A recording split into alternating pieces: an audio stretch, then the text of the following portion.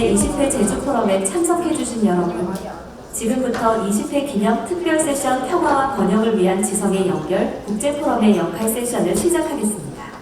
원활한 행사 진행을 위해서 휴대전화는 매너 모드로 전환해 주시길 바랍니다.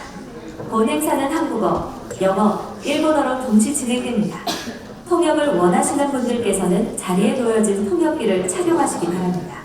한국어는 1번, 영어는 2번, 일본어는 3번입니다. Please make sure your cell phone is either off or on silent mode. Simultaneous interpretation in Korean, English, and Japanese is provided in this session. If you would like interpretation, please use the receiver provided at your seat. Korean is channel 1, English is channel 2, Japanese is channel 3.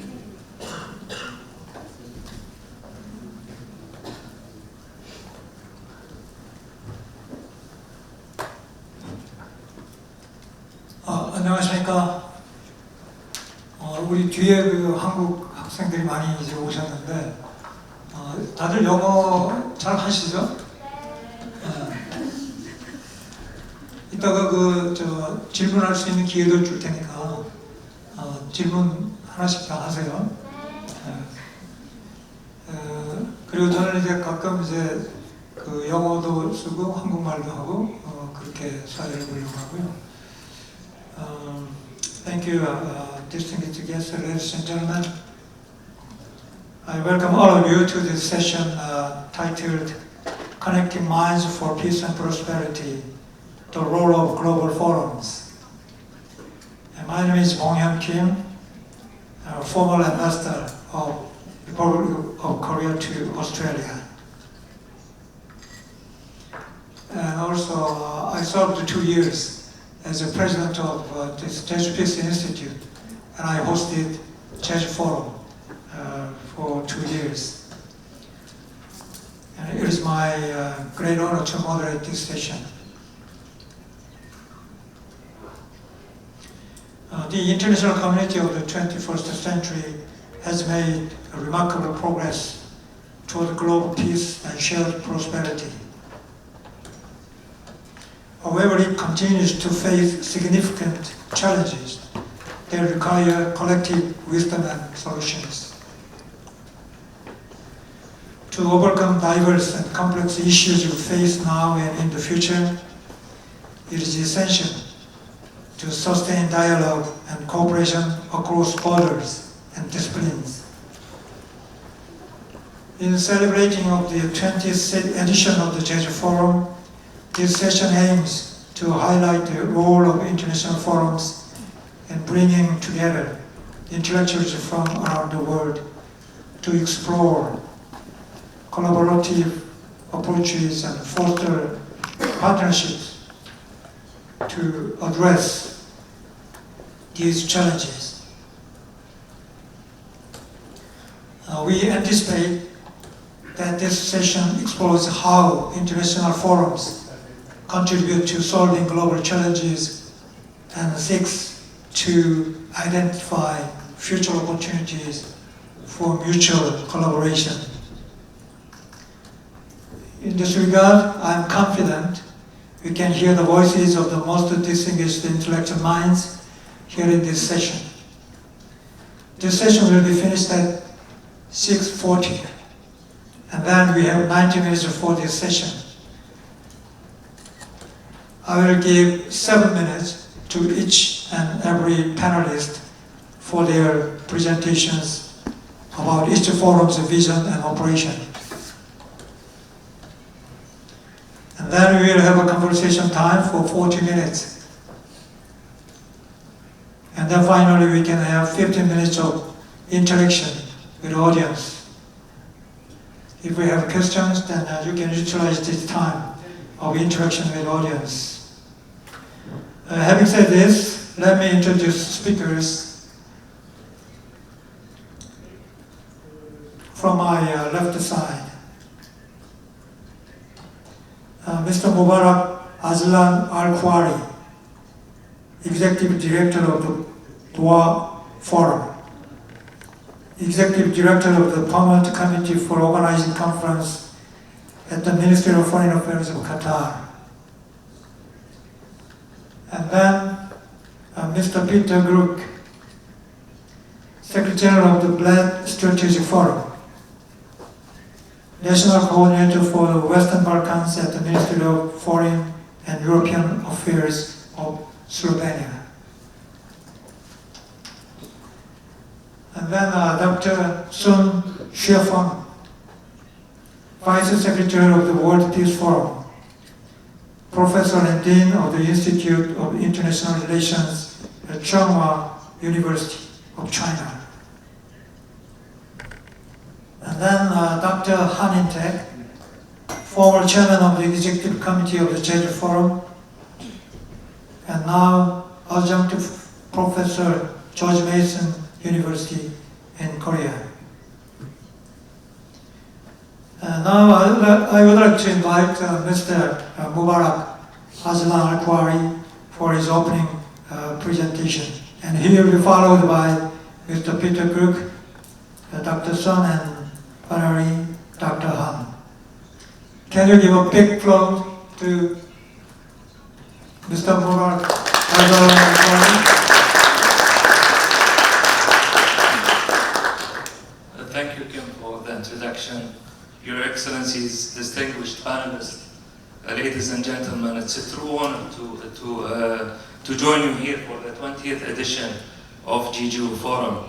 As an Executive Director of the Doha Forum and the Permanent Committee for Organizing Conferences at the Ministry of Foreign Affairs, I'm grateful for the opportunity to reflect on why global forums matter, especially at a time when traditional multilateral systems are under strain.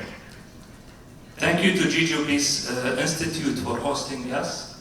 Gatherings like this in Jeju, Doha, or beyond share a common mission: promote peace and cooperation across borders.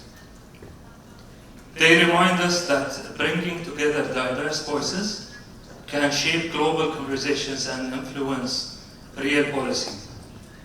Global forums offers something unique: neutral ground. They are spaces where opposing perspectives can meet, negotiate, and build solutions. In this way, forums have evolved into a kind of soft power diplomacy, helping accelerate crisis responses, support mediation, and connect different sectors of society.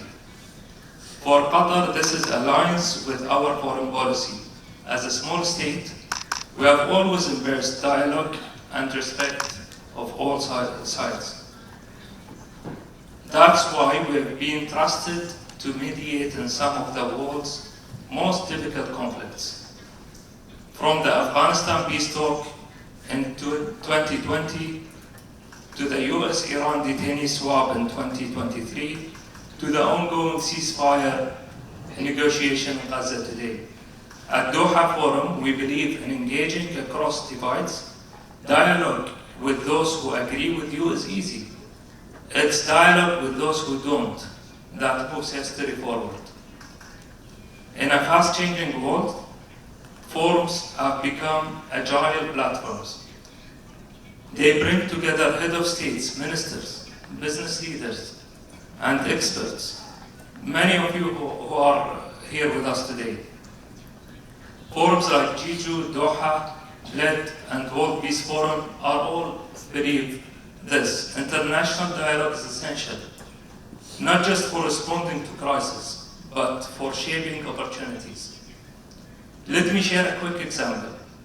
In December 2024, while the Syrian regime was collapsing in real time, Doha Forum hosted urgent closed-door and public sessions, including ministers from Turkey, Russia, Iran, Saudi Arabia, and others.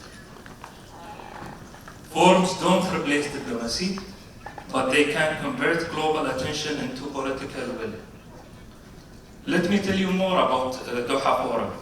We started in 2000 as a Qatar contribution to global dialogue. We believe that the real progress comes from cooperation, conversation, and understanding. Our 2024 edition welcomed more than 5,000 participants from 162 countries, We brought together head of state, civil society leaders, and next generation voices. Diversity is at the heart of what we do. Delegations from global north and south, a wide range of political view, a youth edition with more than 90 countries in a partnership with Qatar Debate. And the recent year, we welcome officials from United States and China, Russia and Ukraine, Saudi Arabia and Iran, and others, all under one roof. Our next edition will take place on the 6th and 7th December 2025 under the theme of Justice in Action, Beyond Promises to Progress. While we are calling on global leaders to move forward from speeches to real world outcome, because Doha Forum isn't just about talks, it's about making changes. We also use digital platforms to extend our reach. Every session is live streamed and translated in real time. Our flagship media projects include Counterpoint, a podcast we've produced with the Forum Policy, Viewpoint, one-on-one interviews series that brings insights to global audience all year long. Collaboration is the key, not competition. Doha Forum partners with more than 50 prestigious organizations across every continent. Together we address challenges from global health to humanitarian crisis. As His Excellency Sheikh Mohammed bin Abdurrahman bin Jassim, our Prime Minister and Foreign Affairs, says success isn't about size, it's about partnership, planning and playing to your strength. Even smaller forums can shape global conversations. When we work together, collaboration is what makes impact possible. To conclude, global forums are no longer just side events to diplomacy. They are the research and development labs of diplomacy, where ideas are tested, alliances formed, and solutions born. By turning partnership and evidence into focused, inclusive debate, forums like ours turn insight into action. So I warmly invite everyone to join us in December in Doha for the 23rd edition of Doha Forum, as we work to turn dialogue into justice and action. Thank you so much.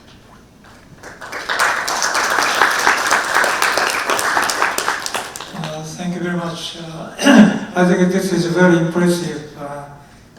Qatar is playing a very important role in regional diplomacy, and the Doha Forum is also playing a very important role in the diplomacy of Qatar. And as you said, during the conflict of Syria, the Doha Forum played a good intermediary role for maintaining peace and security. I think that is the real the purpose and the function of international forum. And then I will come back to you with several questions after the presentation of other speakers. Now I can invite next speaker, Mr. Peter Brook. Peter. Thank you very much, Chairman. I think Mubarak said it so nicely that there is nothing to add when it comes to why forums are created, why are being held, why don't we sleep a week or a month before the events, simply because what we want to do is bring together various strengths of society, be it from the political elites, be it from the young people, academia, think tanks, civil society, businessmen, in order to try to find answers to the more pressing problems which the world is facing today. We live in a globalized society, and as such, we can't find answers anymore just by closing ourselves into our own silos where key voices from the outside are missing. If you want to find comprehensive and especially sustainable solutions to some of the problems which we are facing today, then you have to put on the panel, then you have to put on the event people who have maybe just different thinking, but also they bring different ideas, and when these ideas come together, then you can find answers or ideas or proposals on how to shape some of the policies which are important for all of us. I think we are going to talk about this later. I have some interesting things that we did at the Bled Strategic Forum, but as I said, we will talk about that later. Maybe a little bit about Bled Strategic Forum for those who don't know. We were established in 2006 in Slovenia, inside of the Ministry of Foreign Affairs. Basically, why we did it, I think it's similar to why they did it in Qatar. We are a small nation, 2 million people. This is like a Munich and a half. Now, our reach in foreign relations is really small. How do we enhance it? You know, this was our question. You can enhance it through different instruments. And one of them is basically convening these kind of forums as we are seeing today in Jeju, in Doha, in Munich, in Davos, and so on and so on. So basically, Bled Strategic Forum is an instrument of soft power of the Republic of Slovenia. Through the forum, we bring ideas into the international community, and we hope that with these ideas, this is our contribution on trying to solve, or at least, have idea on how to solve some of the issues ranging from fight against climate change to regional conflicts, to cybersecurity, to artificial intelligence, what is it going to mean in this new reality, and so on and so on. We started as a regional forum. I think in 2006 we had 300 participants. The team, I remember still, was South Caucasus. The team was chosen because we just ended our presidency of the OSCE. And on that backdrop, South Caucasus back then was one of the most pressing conflicts which was on the table. From then, we started to grow sustainably, so that basically last year we had 2,500 participants from over 90 countries. Among them we had several heads of government, presidents. Usually we have every year between 15 to 20 foreign ministers, be it from the European Union, be it from other countries of the world. We are proud that also South Korean foreign minister was at the Bled Strategic Forum 2 years ago. Indian foreign minister was there. I think in the past also foreign minister of Qatar visited us, and so on and so on. So, as I said, we have grown, and I think we came to a point where growing much further is of no sense. What we want to do is bring more quality to discussions, is to bring more added value on how the world is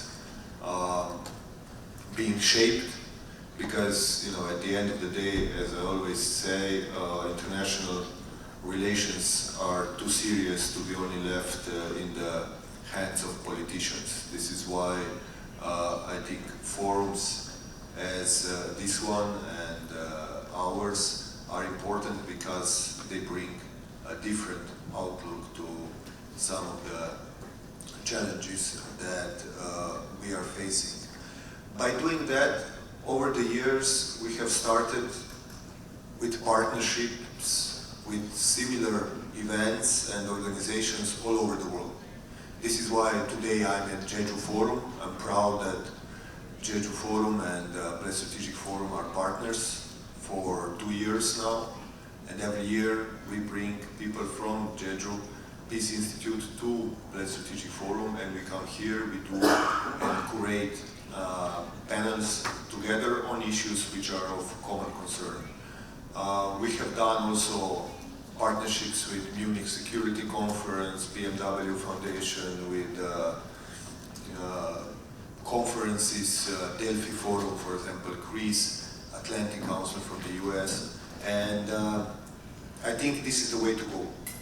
Because with partnerships, with cooperation, you broaden the scope of your knowledge, but also, you tend to play off each other.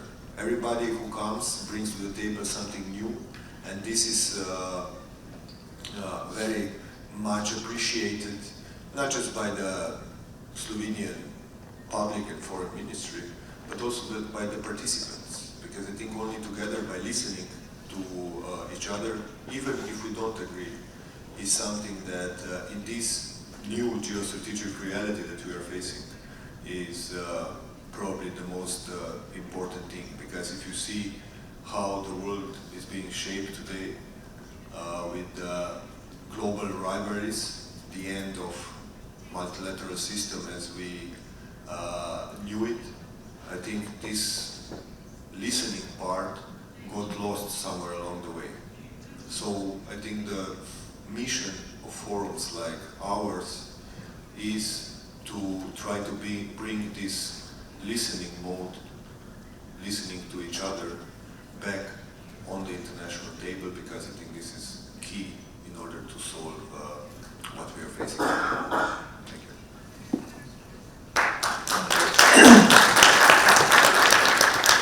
Thank you, Peter. You said that Slovenia is a small country in terms of population, 2 million. But the small list cannot be defined by the number of people and the size of territory. But also you mentioned the soft power. I think soft power does not concern about the number of people, the number of the size of territory. I think this soft power is very important for international forums should pursue the increasing soft power. And I think Bled Strategic Institute is doing very well to improve its soft power of Slovenia. Okay, then I'll invite Dr. Sun Shufeng, please. Okay, thank you, President, and thank you for the kind invitation by the forum. It's my first time to be here, but it's not the first time to this island.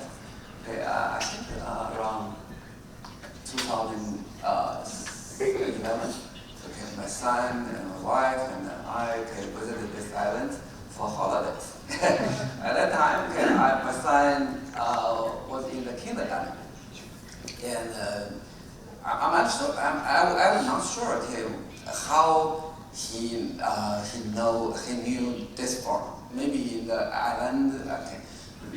And he asked me, Dad, Dad, when you could be invited by the Jeju forum? I said, okay, maybe not, okay.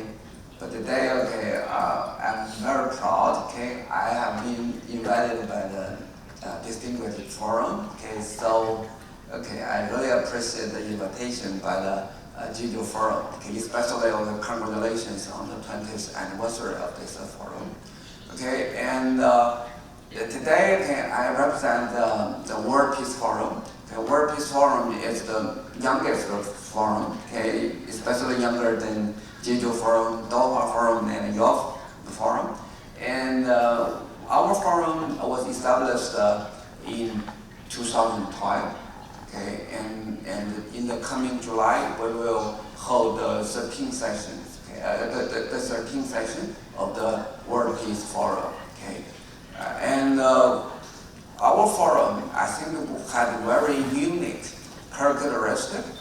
Okay, the forum is supported and organized by the university, not by the government, not by the think tank.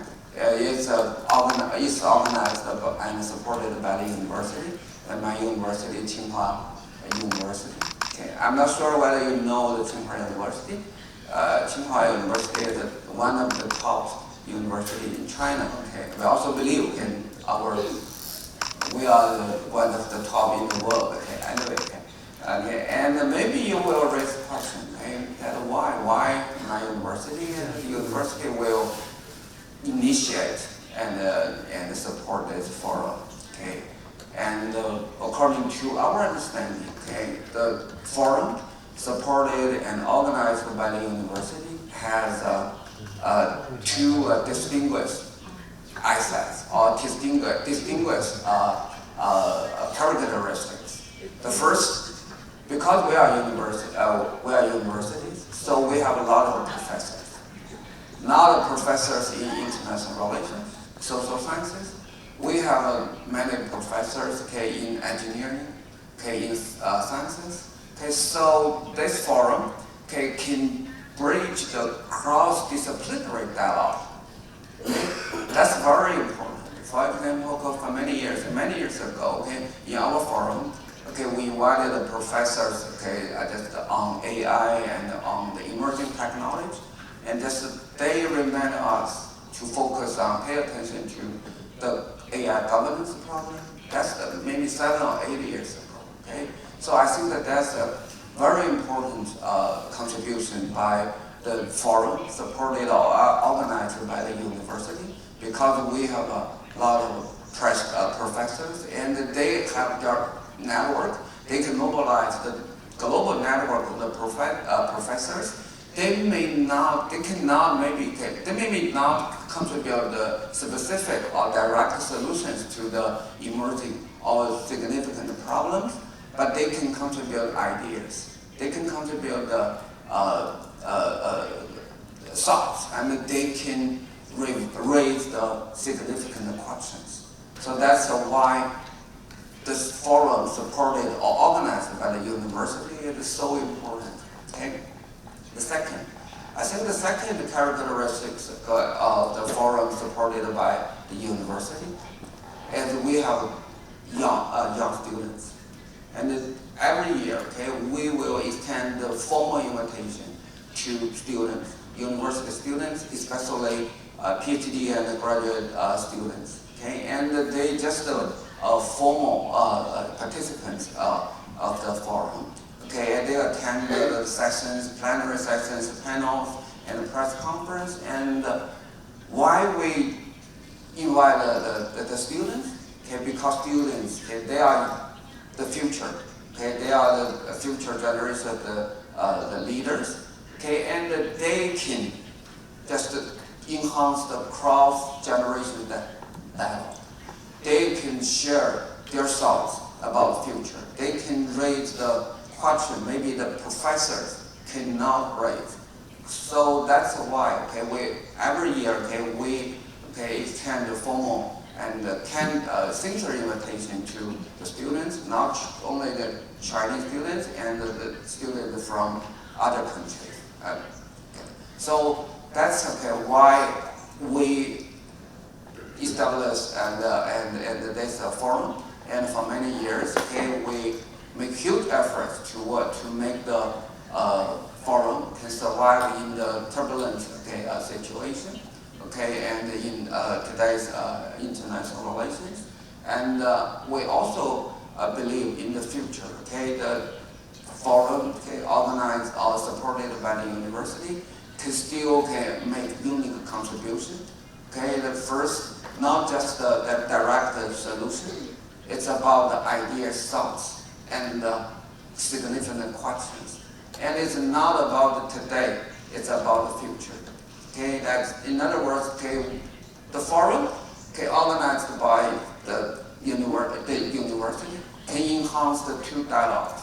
The first, that's the cross-disciplinary dialogues, not just the dialogues among the international studies scholars. And the second, that is the cross-generation dialogues.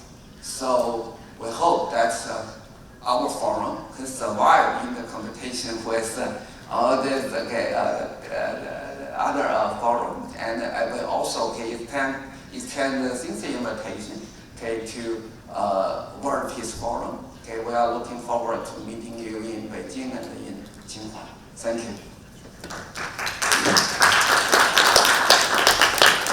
Thank you, Dr. Sun. The Tsinghua University is very well known to Korean people as well. Tsinghua University is one of the top universities in China, and also is very well known to the world due to several reasons. Tsinghua University's the research power is very, very good, and also many Korean students are learning and studying in Tsinghua University. Dr. Sun, I will come back to you later with several questions.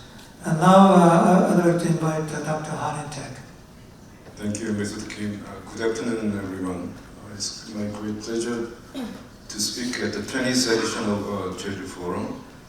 The Jeju Forum for Peace and Prosperity used to be called Jeju Peace Forum. So in that sense, Jeju Forum has a lot to do with Dr. Sun's World Peace Forum. And Jeju Forum is a platform for international dialogue. And its core vision is to build peace on the Korean Peninsula, in East Asia, and globally. And there have been many attempts to build peace, but previous attempts were mostly based on using military forces to secure the safety of respective countries. For instance, North Korea tried to build, and I think they have now nuclear weapons, and their logic, what they officially say is that they need these weapons to defend their own country. South Korea and the United States also use military alliance to keep peace. So in Northeast Asia, before the establishment of Jeju Peace Forum, the major means toward securing peace were through the balance of power, especially balance of military power.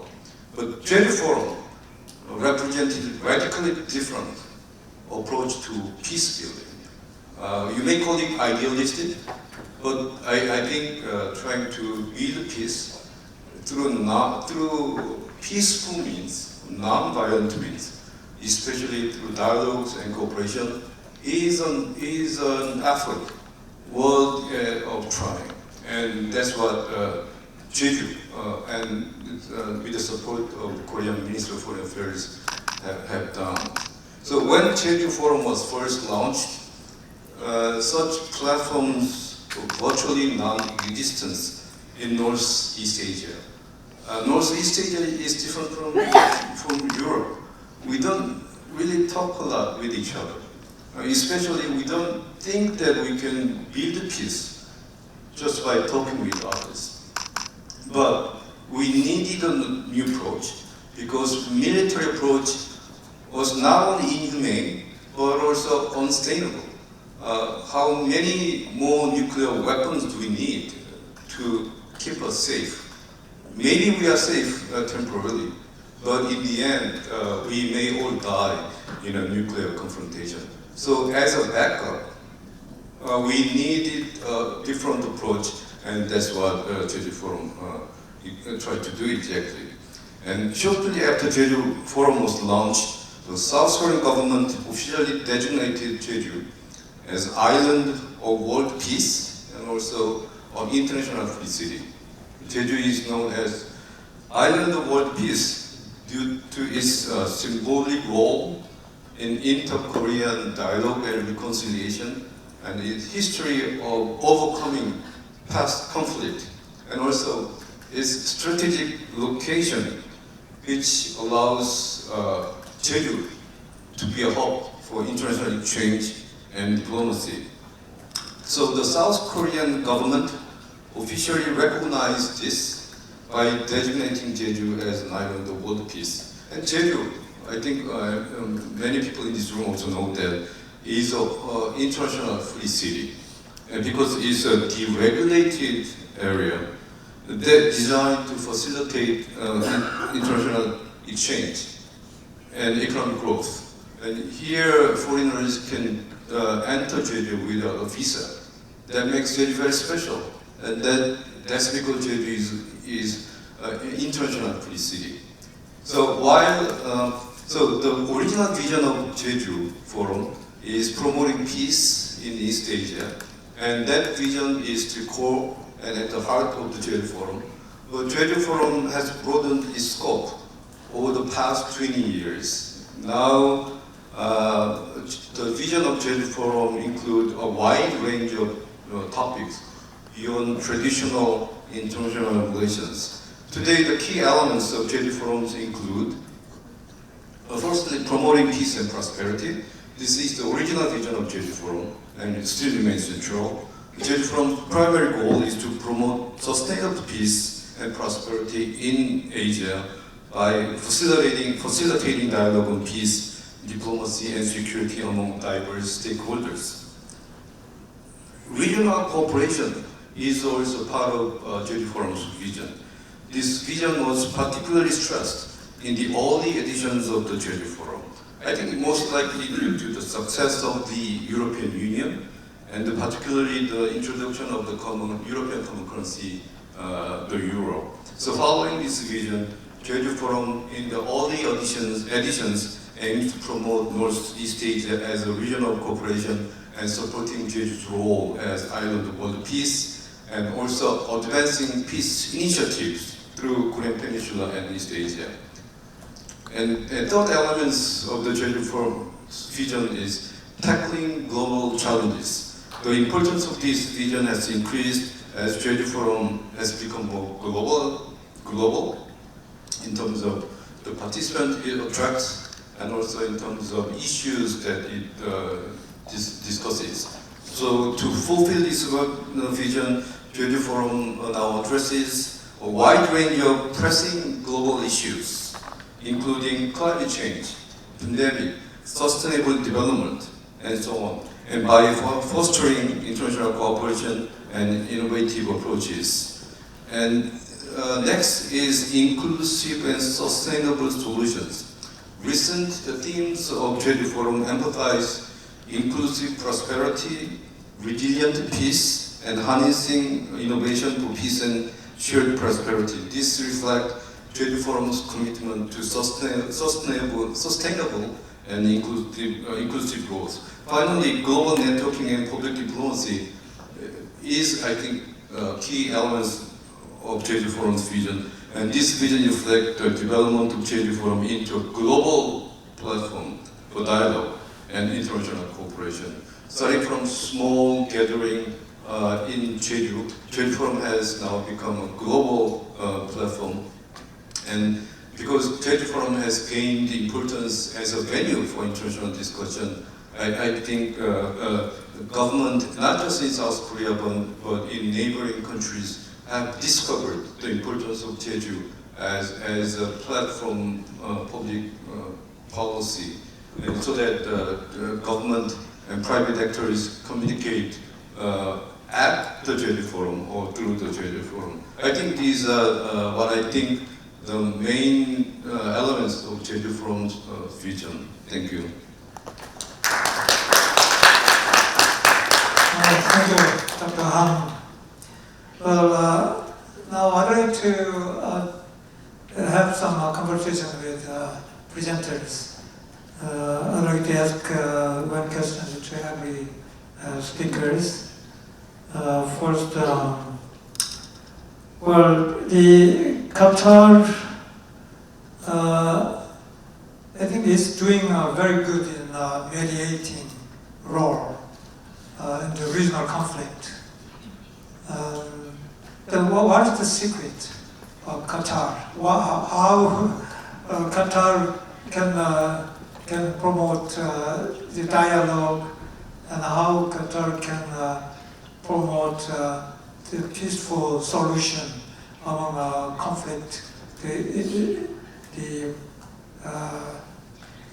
countries in the Middle East. You have several conflicts. Now you have a problem with Israel and the suffering of Gaza people, and also you have some issue with Iran.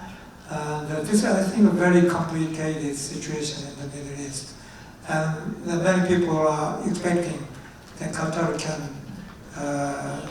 can be a very good mediator in terms of conflict solution in the Middle East.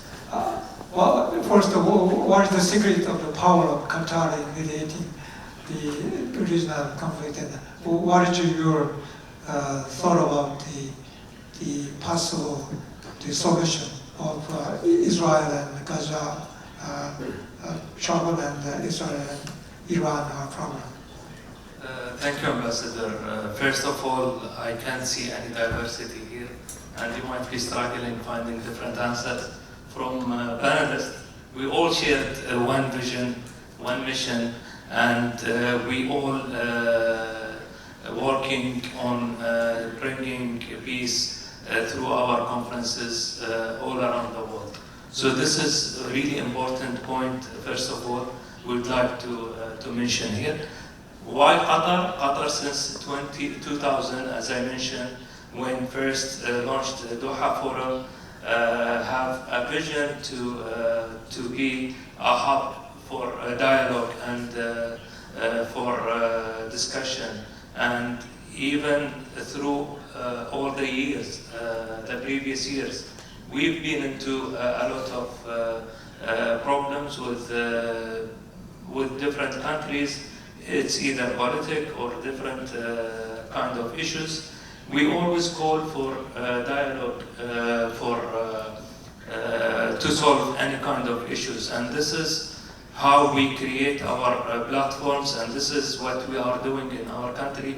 In terms of conferences, at least I'll speak on my capacity as an organizer of conferences. I think this is a great platform where you bring diverse voices, diverse backgrounds to discuss pressing issues around the world in one room that will help a lot the governments to reach out a solution.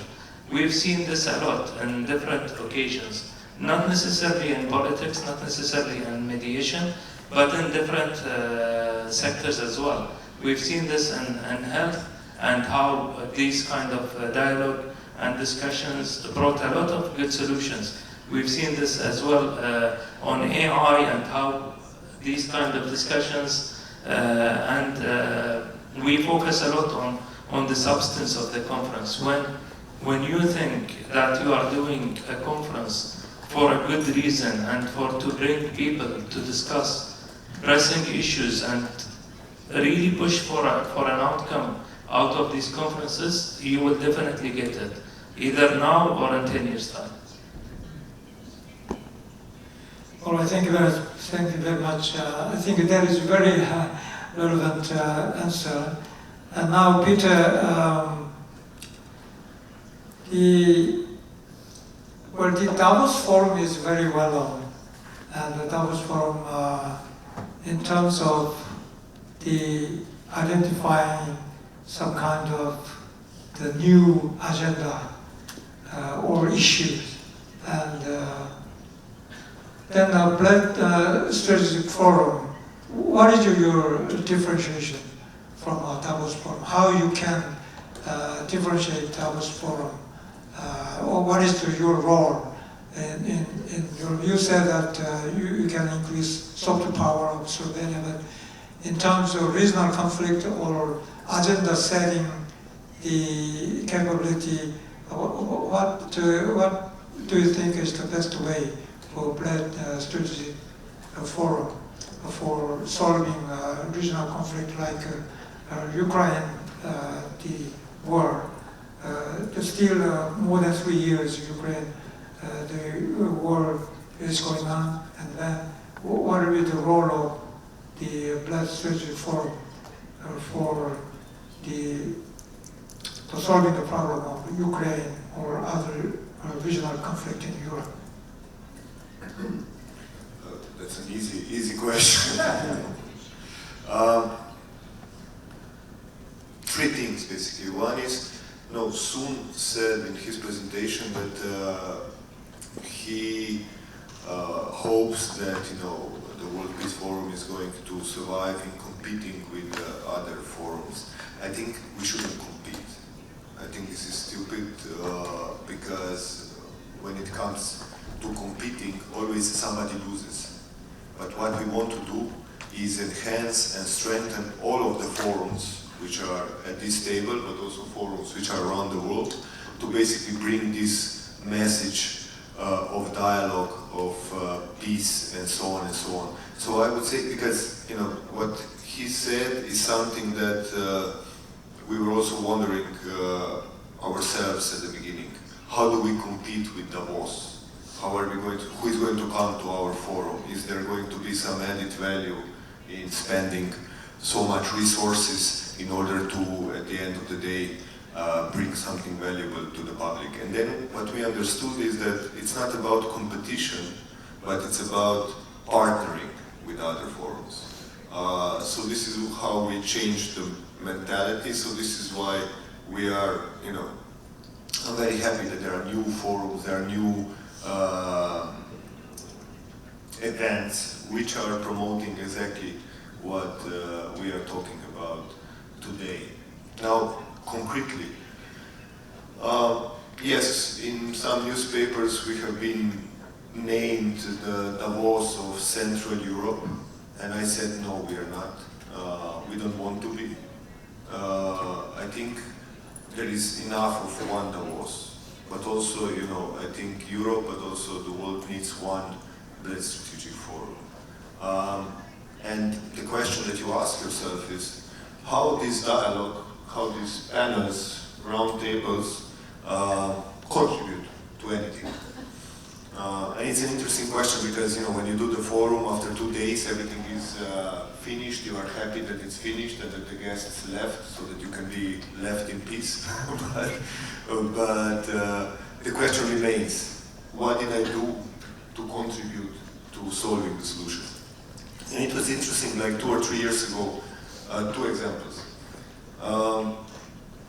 There was one panel on the Black Strategic Forum on water security. Water is important in the international community, and Slovenia is one of the champions of water and water security. And it was a panel which didn't attract a lot of attention. I think there were like 10 people listening to the panel.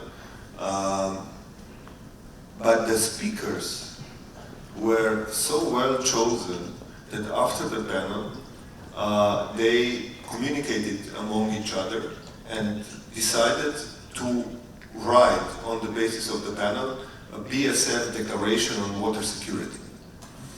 And I said, great. And they said, let's, put it out there to international community, and we send it through our social media, through our diplomatic network, and in 14 days, I got a call from our ambassador in Geneva that Tajikistan and Netherlands, who were hosting or chairing the Water Security Summit of the UN in New York, said that the ideas and proposals in this declaration from BSF are so important that they would like to include it into the summit. So, what I'm trying to tell you, even a small thing like a water security panel found its way into the UN summit simply because the ideas were good. So this is, something that why forums are important. Second thing, 2 years ago there was a president of European Council in Bled, Charles Michel, and he said on the podium that he's expecting that by 2030, European Union is going to be ready to accept new member states.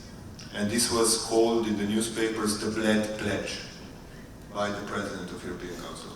So now this Bled Pledge is something that you can use whenever we are talking about enlargement, especially to the Western Balkans, where Slovenia plays a certain role, as a reminder to everybody that there is a promise that by 2030 the European Union is going to enlarge to the new member states. And this gives you additional power when you are talking to other politicians and countries inside of the European Union, saying, look, we made a promise, we have to stick to the promise. Thirdly, when it comes to Ukraine, now, since the Russian aggression started in 2022, we had hosted, President Zelensky was at the forum through video, we had foreign ministers from Ukraine, we held a lot of round tables on how to move forward. Of course, this question is so complicated that you can't solve it in one conference. As Mubarak said, some of the issues tend to linger for 10, 20 years. But each year, what we try to do is look at the problem from different perspectives and trying to bring as many of different actors to Bled in order to discuss some parts of the problem in order to build a bigger picture in, I hope, not so distant future. So this year, Bled is going to be on the 1st and 2nd September. It's called the Runaway World. One of the questions, of course, is going to be the future of Ukraine. Now, this future, in the future, probably entails that Ukraine is going to become a part of European Union. How we are going to do it, it's a big question, because Ukraine is a big and important country. But the vision is there, and I think what we are going to do at the Bled Strategic Forum is trying to push this vision as much as possible in order to reach some kind of solution. Of course, we can't do it alone. We need the Americans, we need our Asian partners, we need everybody who can, who can build an environment in which discussion on the peace agreement in Ukraine can be possible. We are not there yet. There is some movement, but I'm confident that in the next few years we can get there. Thank you, Peter. You said that you are not pursuing competition, but partnership with other forums. With Davos Forum, definitely the partnership is very important among international forums. Also, Ukraine issue, I think it's not easy. Still, if you see the Korean Peninsula, the war broke out in 1950, almost 75 years ago. But still, we are in the state of war, 75 years. So the solution is not easy. But anyway, I think the international forum like Bled Strategic Forum, you can continue to suggest some kind of solutions to the parties concerned. Maybe just to add, I think, of course, Davos is a measure of how forums should be, but at the end of the day, I very much like forums as Jeju or even Doha forum. I was in Doha forum actually in 2018, which bring a certain regional perspective, which, for example, we in Europe or in Slovenia we don't have. So, for example, last year when we partnered with Jeju on the security issues in the Asia-Pacific region, for us this theme is far, far away. As for you is Ukraine or the Western Balkans. But this panel, a round table, was incredible. A lot of people, there were not enough of chairs for people to sit and to listen, because they understood that some of the problems that, for example, Europe is facing are the same in its nature as the problems in the South Pacific or Asia Pacific. The same, they have the same roots from history, from the wars in the past and so on. So if you understand the roots from different regional conflicts, it's much easier to then come to solutions where the peace can be maintained and sustained. So this is why this is important, because you bring a different perspective to different regional conflicts. Yeah, thank you. Dr. Sun, China, you have a World Forum for Asia. And I think the World Forum for Asia is almost the same years of history with Jeju Forum. The World Forum is a very good, high-ranking representation in China and also Asia. Many Asian leaders participate in the World Forum. And Secretary Ban Ki-moon, he's the chairman of the World Forum. But the World Forum is focusing on economic co-prosperity in Asian region. But your forum, the World Peace Forum, is more focused on peace and stability. In terms of peace and stability, I think the World Peace Forum is more related to the regional peace. For example, Korean Peninsula is one of the key the issue to your forum. Then what do you think about the Korean Peninsula's the stability and peace? How you can contribute to the regional peace and stability, especially on the Korean Peninsula? How you can promote more peace and stability? Okay, thank you for the question. Okay, first, I want to say a few words towards Peter's comments. Okay. Yes, okay, we are all partners, okay, among between the different forums. Okay, and when I emphasize competition is with ourselves, to challenge ourselves and to make ourselves better. And then can survive the turbulence, that's the international regional context. Okay. And about the ambassadors question, okay, and for the World Peace Forum, okay, we not only focus on the regional issues or regional security issues, and it's a World Peace Forum. It covers the global issues. And every year we also invited many representatives and speakers from global South countries, Central Asia and African countries, and the Latin American countries.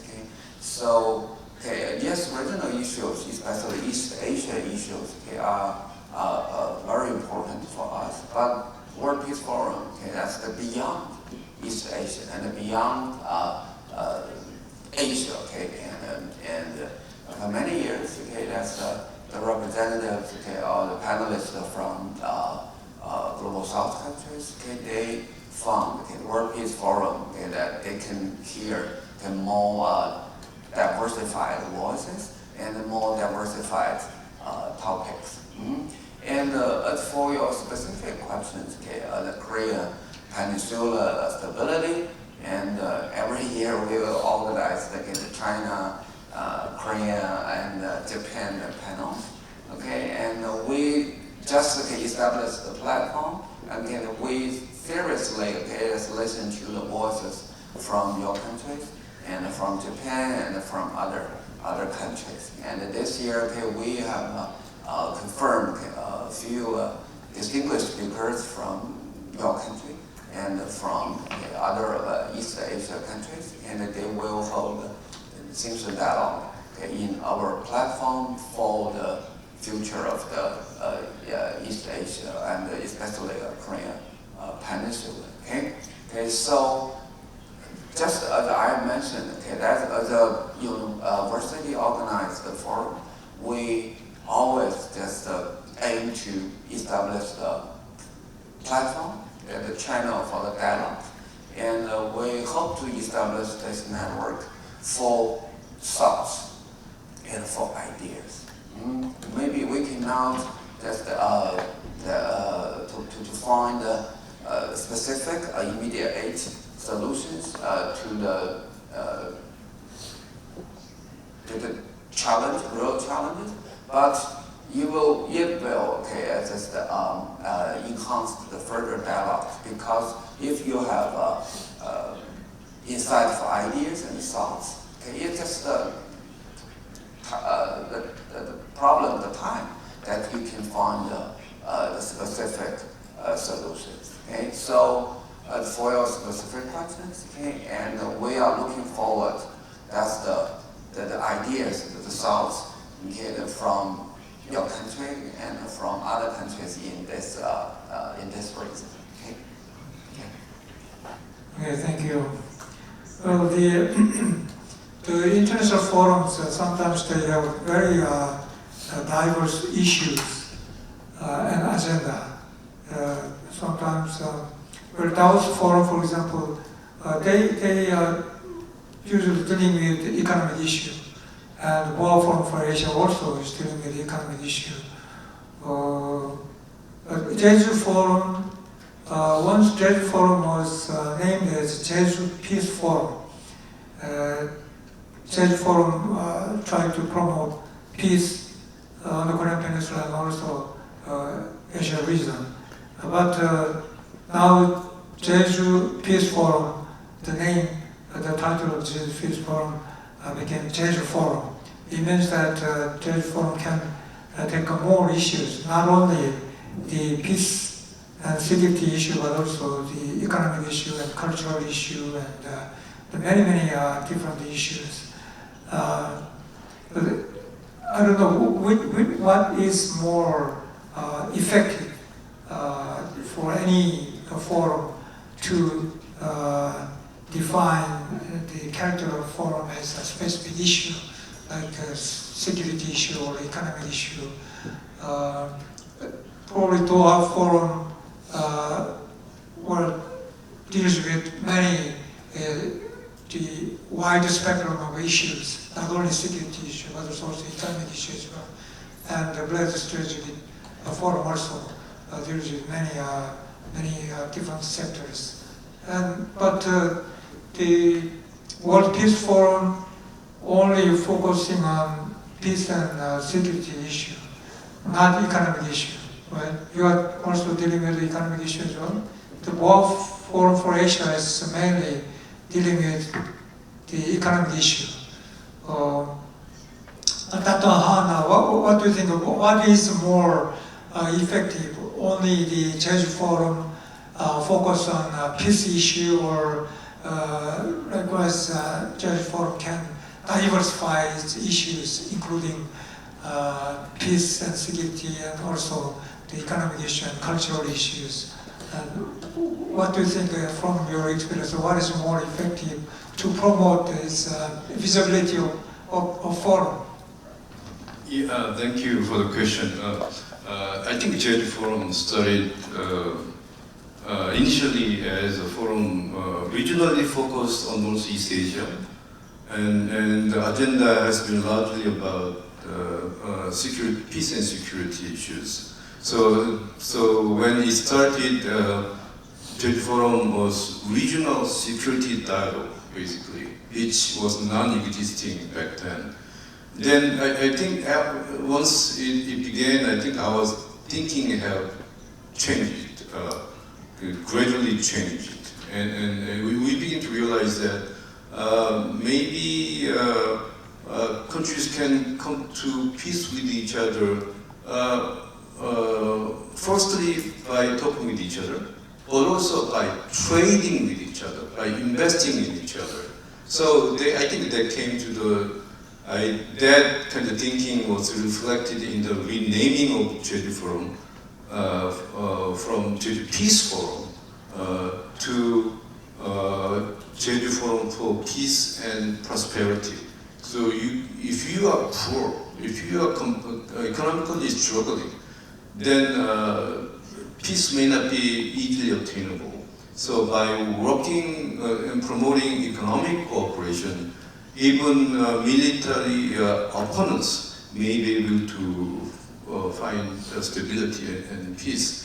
I think that thinking was feasible in the renaming of Jeju Forum. Then gradually, we also realized that if we share same culture, or if we enjoy same movies and cry and laugh together, if we see each other as a human being, not just a citizen of China or a citizen of South Korea, but we are all global citizens consuming same culture and enjoying same music and so on. I think that cultural solidarity may be another basis for lasting peace. I think that reflection had an imprint on the programs of Jeju Forum in recent years. So we have sessions on cultural exchange, economic exchange, and so on. So I think the tradition is to divide everything neatly into economics, culture, security, but in reality, everything is mixed. World Economic Forum or Davos Forum is wrong if it only thinks that economics is all that important. There are other things that are also important, and we need to take a look at them simultaneously. And by having forums working as partners, I think our perspectives can be far more diversified, and we can utilize more common resources, and we may be able to look at the world through much more complex and three-dimensional, four-dimensional perspective. Thank you. Thank you. Now we have around 20 minutes more, so I'd like to give floor to audience. If anybody wants to ask a question to panelists, then please raise your hand. 우리 학생들 중에 그 질문하는 yeah, you are not a student, but you'd like to ask questions. 그 마이크로폰 좀, 예. 네, 감사합니다. 저는 대한민국시도지사 신정훈 목사입니다. 오늘 이 제주 포럼이 이게 중요성, 제주 포럼과 정체성을 좀 보는 것 같습니다. 오늘 이게 행사 참석하신 분, 아시아 태평양 지역에 배민들이 다 많이 이렇게 한국 방문해서 제주의 관광지, 그리고 아시아의 한반도 평화 문제, 북한군이 연결된 우리 한반도 평화를 위해서 이렇게 50년 전, 70년 전에는 전쟁 때문에 유엔이 와서 도와주고, 그게 계기로 70년간 우리 한반도 평화를 위해서 이렇게 아시아 태평양에서 한국을 방문해서 평화를 위해서 이것 같은 그 따뜻한 사랑으로 한국을 이렇게 사랑해 주셔서 고맙습니다. 저는 이 제주 포럼이 정체성이 이게 앞으로 더 나아가 스위스 다보스 포럼이죠. 그것이 같이 국제사회 공조하면서 G20국가의 세계 정상회의 우리 국제사회에서 여러분들이 정상의 파트너한테 가지고 국제사회 지위 공유하고, 그리고 제주 포럼 등에서 이게 서로 간에 다자적인 회담을 통해서 국제사회가 좀 평화 번영을 위한 좀 더 나은 세계를 나아가자는 우리가 언어가 다른 영역에서 같이 함께하고자 하는 그 마음이거든요. 그래서 저는 이 제주 포럼이 그 계기로 그 한국의 대표적인 우리 정부 행사라고 봅니다. 외교부가 또 이 일을 주축해서 제주 포럼에 큰 성과를 볼 수 있다고 봅니다. 네, 감사합니다. 네, 감사합니다. 질문을 아니시고 제주 포럼의 역할에 대해서 감사하다는 그런 말씀을 해주셨습니다. 다른 질문하시나 아니면 지금 말씀하신 분처럼 제주 포럼에 대해서 좋은 말씀을 해주시면 좋겠고, 아니면 질문이 있으시면 질문.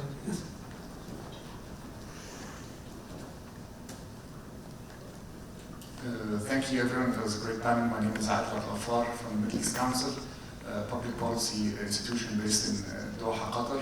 We actually have a very great partnership with Doha Forum and the Jeju Forum, which I really appreciate, and I think the discussion blended very well. I was struck with something that Peter said about getting too big, because sometimes the forums risks too big. So how in each of your forums, when you do your programming, you want to ensure diversity of topics, but also depth of discussion.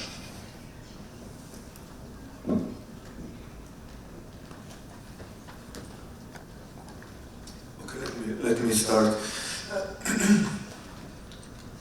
Yes, I think this is the most difficult thing. Simply because, forums like ours are basically a public-private partnership. So we always have partners also from private companies. For example, I know we have partners from Microsoft, Google, the usual suspects. And of course, these people come with their own ideas, what they would like to promote, which of course we understand, because this is why they come and they give resources. So I think the important question is, how do you maintain the programming independence of such forums so that they don't become just a voice of those who are contributing their resources. And it's a fine balance. Sometimes you make it, sometimes you don't. But I think you have to draw the line somewhere. If you don't, then really, this kind of forum, they become festivals. So you talk about everything and nothing. You talk about things from, I don't know, a lot of different subjects which don't contribute meaningfully to the whole red line of what you want to do. So what we do is basically we talk with each partner who would like to be on the forum on trying to find a subject which is important for them, but also important for us.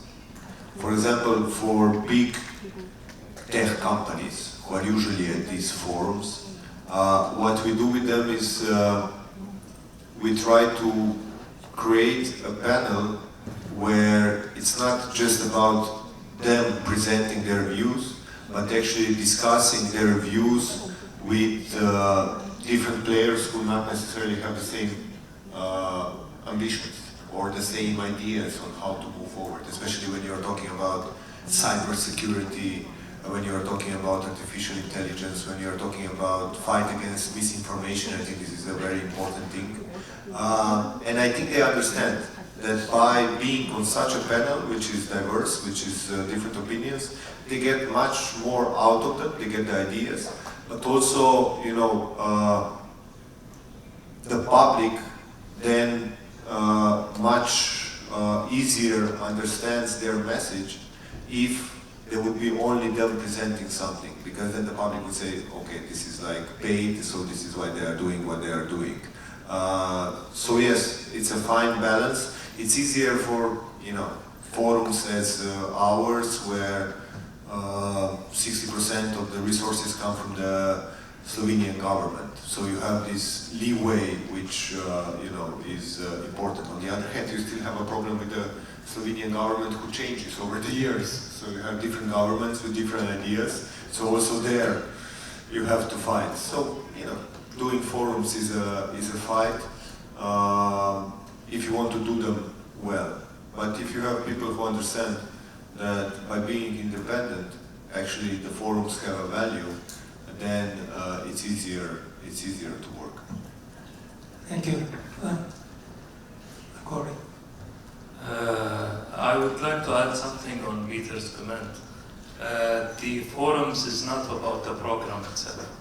So we were focusing on last 5 years on creating a space for networking and bilateral meetings, where we can see the most effective way to have the network and just creating this kind of space for network and for bilateral meeting. This is where you can see the substance of the people who came for our conferences.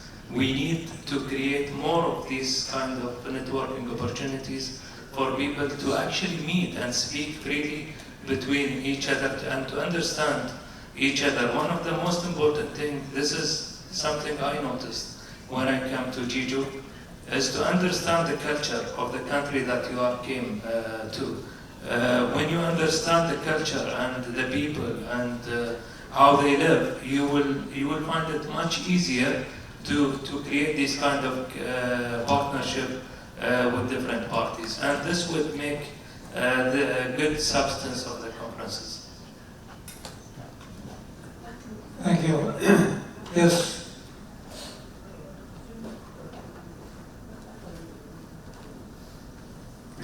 Hello, my name is Abdullah Bagoud. I am the State of Qatar Chair for Islamic Area Studies at Wasila University. This is one of the many tools that the State of Qatar uses to enhance connectivity with the world, soft power, education, and understanding. I totally agree with the fact that these kinds of forums are extremely important for getting people together, for connectivity, for networking, etc.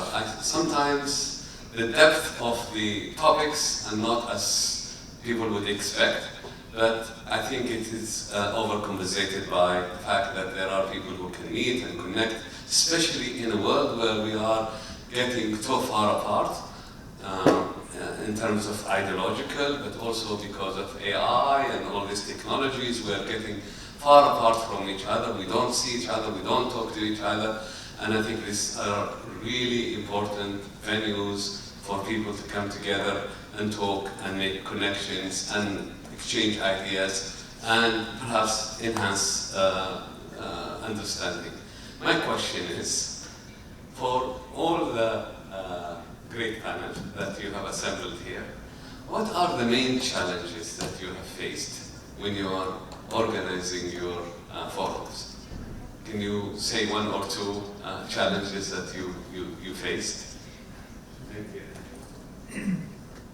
Well, I think there are many difficult challenges to organize international forums. I think probably we have all the same challenges we feel. I mean, we always see challenges as opportunities. There's no challenges. We see them as an opportunity to do better and to get the best out of the conferences. One of the challenges is the last minute circumstances changes around the world. You've noticed what happened in Doha Forum last year when Syrian regime collapsed. We straight away changed a lot of our programs. This is really challenging, and trying to get hold of the people who can deliver good speeches, who can get really good statements out of those people who are attending your conference for this purpose, and this is really challenging, especially when conferences like geopolitics, where a lot of changing happening around the clock. So you have to be really up to date, and you need to get the maximum benefit from the audiences, speakers who are attending your conference, to get the latest updates and the most efficient discussion through the conference. Well, I think Dr. Sunda, you have something? Yeah. Excellent question. Okay. And I completely agree with Mubarak. Okay. That's okay. Yes, we are facing challenges, but it's also opportunities. Okay, for us. Okay, and I think the opportunities, that's how we can maintain the balance between the current generation and the younger generation. And we hope that the students, the younger generation, and the senior leaders and the senior professors, all of them can benefit from the topics or the discussions of the forum. Another, I think, the opportunity that's how we can bridge that's the scholars in academia and the policy analysts in think tank or in the practice. They are facing the same problem, but they have different understanding and different perspectives. Okay, so I think that's yes, there are challenges, but it is also opportunities. That's the two balance, and maintain balance the current generation, the senior leaders, the senior professors, and the younger generation. Okay, and another is how we can maintain balance and seek the bridge between the professors in academia and the policy analysts and other even maybe diplomats. Thank you. Peter? What I hate the most is a good panel and an empty room, you know. And I think we have all been facing this. Because you have a good panel, you have speakers, and there is nobody in the room. So how do you get all these people who are mingling, having coffee? And it's important, of course, because networking is something that needs to be done, and it's an important part of the panel. But this is something that I hate the most.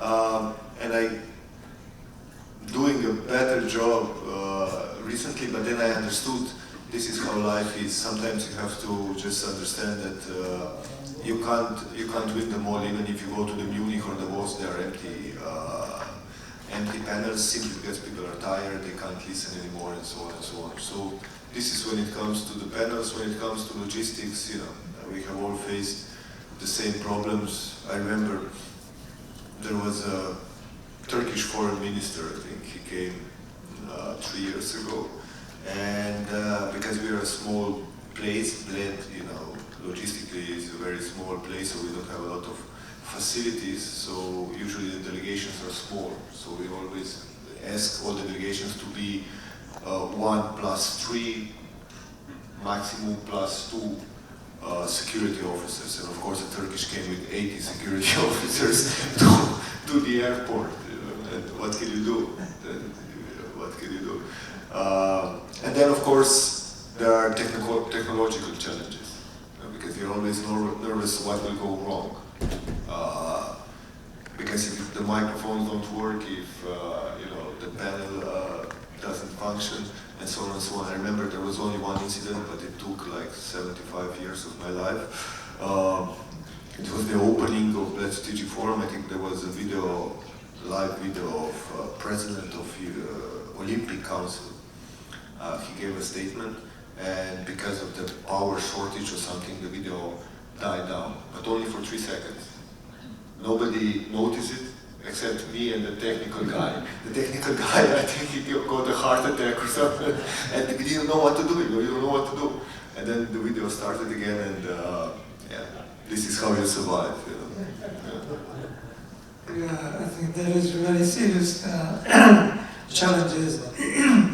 Dr. Han, do you have anything to add? I think also you have. Yeah, I have a lot of things to add, but we don't have enough time. So one of the challenges is the shortage of time, I guess. Jeju Forum was very small when it began, and even though it was small, I think we more or less had stable funding, and also we were tightly focused on security issues. But we grew bigger and larger and more diverse process. We solved some problems, but we have some problems, bigger problems. One problem we solved is that because we became one of the longest running regional forum in Northeast Asia, somehow our name got known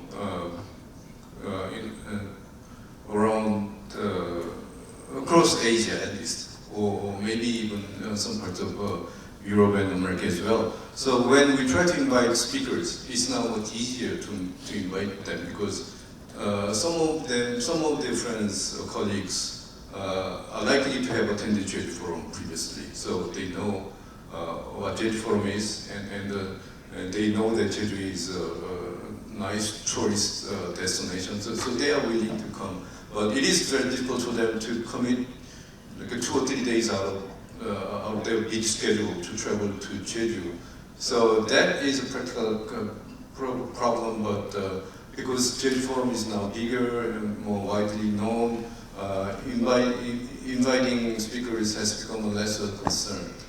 On the other hand, because we got much bigger, we are losing focus and becoming more like a festival than kind of tightly designed intellectual discussion. And we try to solve it, I think, in a way, I don't know whether you noticed this, but Jeju Forum is an international conference. Jeju Peace Institute is the organizer.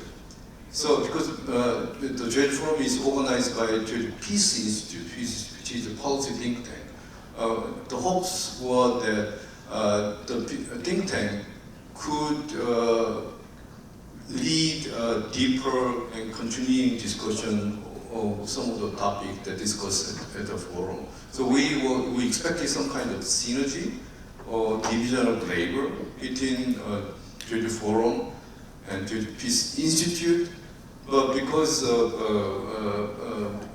difficulties we have in funding, for instance, it is difficult to maintain enough manpower at the institute. So even though the design was good, but because of the funding issues, the institution is not working in the way it was supposed to work.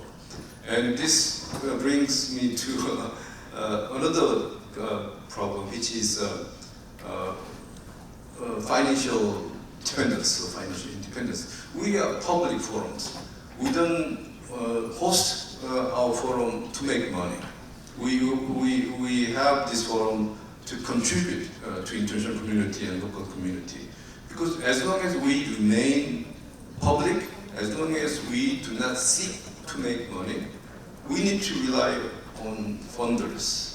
And the funders, thank you to every funder, but they have their needs and wishes and preferences and so on. So we have South Korean Foreign Ministry, we have Jeju Special Self-Governing Province, and we have Jeju Free City Development Center.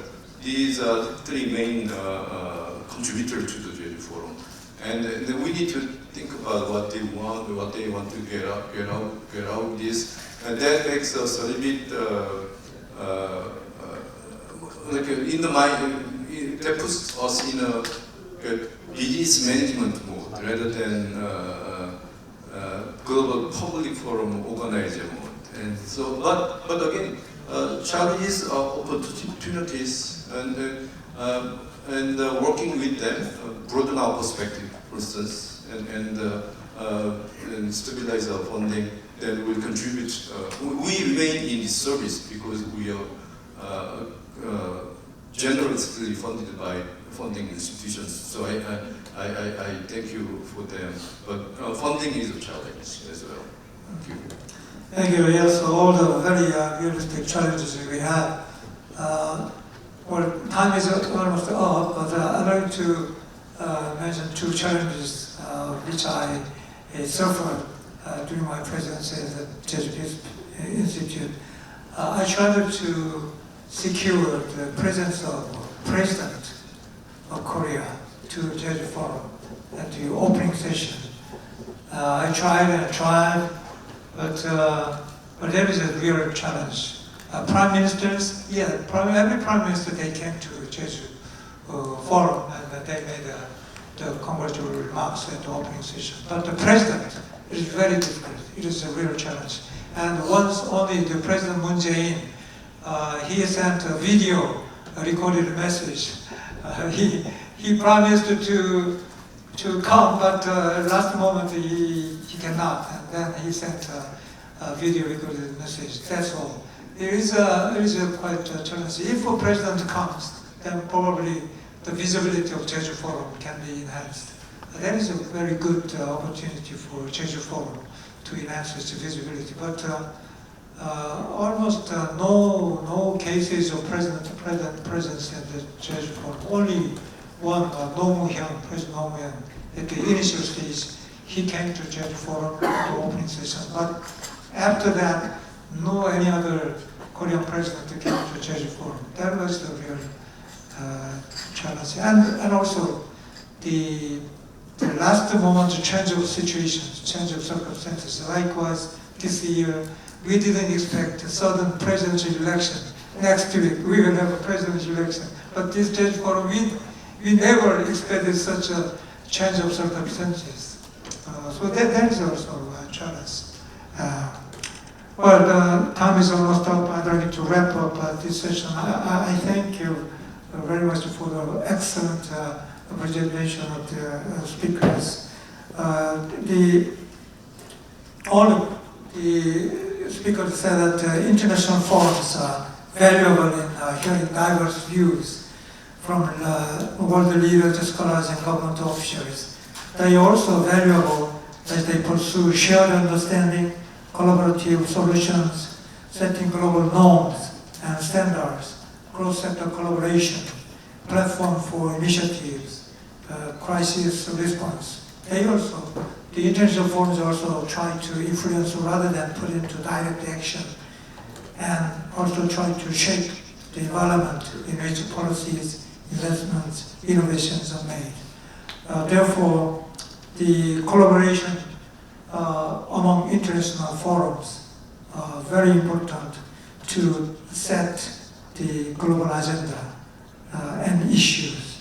Or also they can make sure the mutual participation and the shared information among international forums. Those are very important aspects of international forums. And then finally they can share the outcome of the forum.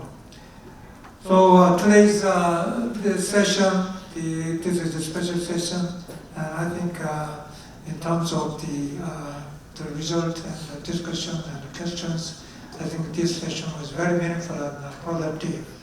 I'd like to express my sincere gratitude to interpreters and also Jeju Forum staff for making this session very smoothly and successfully.